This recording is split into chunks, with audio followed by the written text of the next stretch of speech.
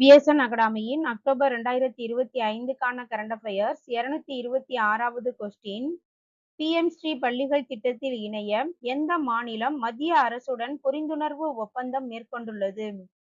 கேரளா. அதாவது ஒரு பிளாக்கில் உள்ள 2 பள்ளிகளை தேர்ந்தெடுத்து உள்கட்டமைப்பு வசதிகளை மேம்படுத்துவதே இதன் நோக்கமாகும்.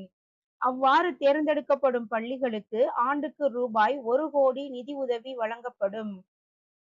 நெக்ஸ்ட், பசுமை தமிழ்நாடு இயக்கம் எந்த ஆண்டு தொடங்கப்பட்டது? 2022. 2022 செப்டம்பர் 24 அறிஞர் அண்ணா உயிரியல் பூங்காவில் தொடங்கப்பட்டது.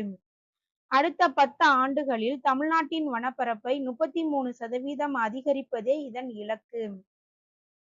நெக்ஸ்ட், ஆசிய பசிபிக் பொருளாதார ஒத்துழைப்பு மாநாடு எங்கு நடைபெற உள்ளது? தென்கொரியா. ஏபிஇசி ஆசிய பசிபிக் எக்கனாமிக் கார்ப்பரேஷன், அதாவது வர்த்தகம், முதலீடு மற்றும் பொருளாதார வளர்ச்சியை மேம்படுத்துவதே இதன் நோக்கமாகும். நெக்ஸ்ட், வங்கி வாடிக்கையாளர்கள் எத்தனை நாமினிகள் வரை நியமிக்க முடியும் என மத்திய நிதி அமைச்சகம் அறிவித்துள்ளது? 4 நாமினிகள். நவம்பர் 1, 2025 முதல் நடைமுறைக்கு வர உள்ளது. உடான் திட்டம் எந்த ஆண்டு தொடங்கப்பட்டது?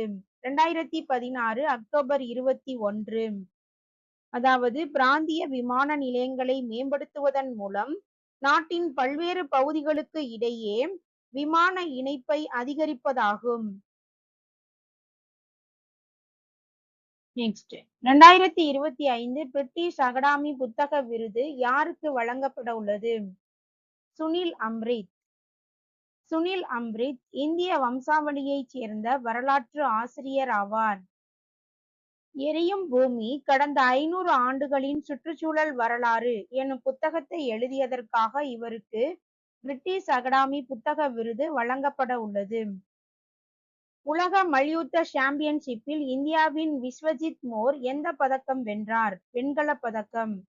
உலக மல்யுத்த சாம்பியன்ஷிப் போட்டி செர்பியாவின் நோவி சாட் நகரில் நடைபெற்றது.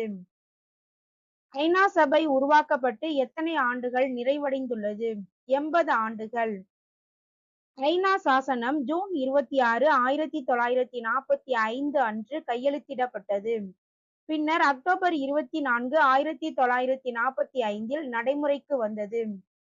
ரோஜ்கர் மேளா எந்த ஆண்டு தொடங்கப்பட்டது? 2022.